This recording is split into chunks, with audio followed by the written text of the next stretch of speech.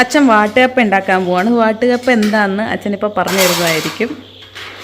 അതായത് നമ്മുടെ ഈ കപ്പ അത് ചെറുതായിട്ടൊന്ന് പുഴുങ്ങിയിട്ട് ഇങ്ങനെ ചെത്തിയിടുന്ന സാധനമാണ് വാട്ടുകപ്പ എന്ന് പറയുന്നത്. ഇത് ഉണക്കും എന്നിട്ട് ഉണക്കക്കപ്പ എന്നും പറയും. അത് ഉണക്കി വെക്കുന്നതാണ്.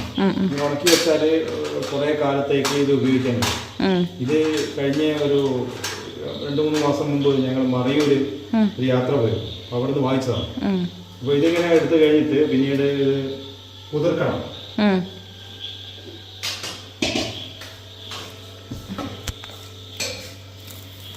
ഇതിപ്പോ എന്ത് വെച്ചിട്ടുണ്ടാക്കുന്നത്? ഇത് വെള്ളത്തിലിട്ട് കുതിർത്തതാണ്. നല്ലോണം ഉണങ്ങി കിടക്കുന്ന സാധനമായിരിക്കും.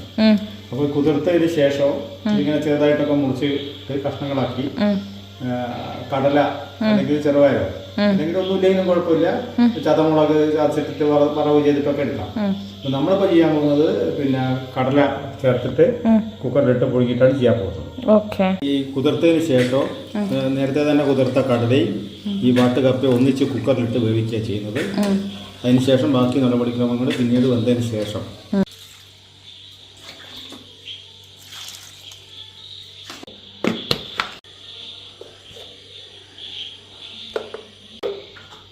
ഒരു 4-5 വിസിലടിച്ചതിന് ശേഷം കുക്കർ ഓപ്പൺ ചെയ്യുക. ഓപ്പൺ ചെയ്ത് വെന്തോ നോക്കുക. ശേഷം നോക്കട്ടെ.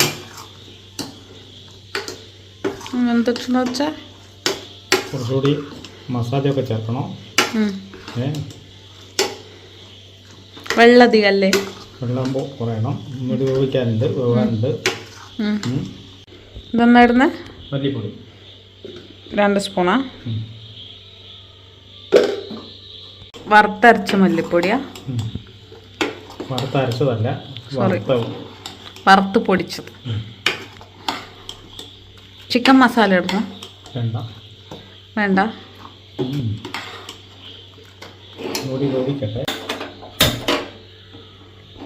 ഇതിപ്പോ വെള്ളം വറ്റുന്ന വരെ വേവിക്കാണ്. വേറൊന്നും ചേർക്കണ്ടേ?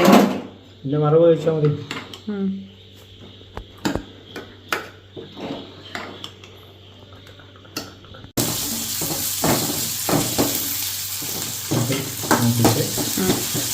ചെറിയുള്ളി ഉണ്ട്. ചെറിയുള്ളി അല്ലേ നല്ലതച്ചാ?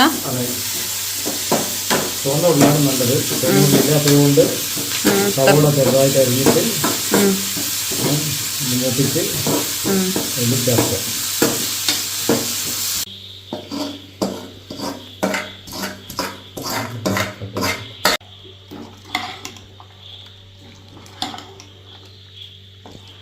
അങ്ങനെ നമ്മുടെ സ്വാദൂറും വാട്ടുകപ്പ റെഡി ആയിട്ടുണ്ട്. വാട്ടുകപ്പ കടലയിട്ട് പുഴുങ്ങിയാണിത്. ടേസ്റ്റ് ചെയ്തോട്ടെ. സൂപ്പർ ടേസ്റ്റാണ്. സാധാരണ ആളുകൾ ഇങ്ങനെ വറവ് ചെയ്യുക. കടലയിട്ട് പുഴുങ്ങിയതാണ്. വേറെ ടേസ്റ്റ് ഉണ്ട്. ഓക്കെ, അപ്പം അത്രേ ഉള്ളൂ. ബൈ.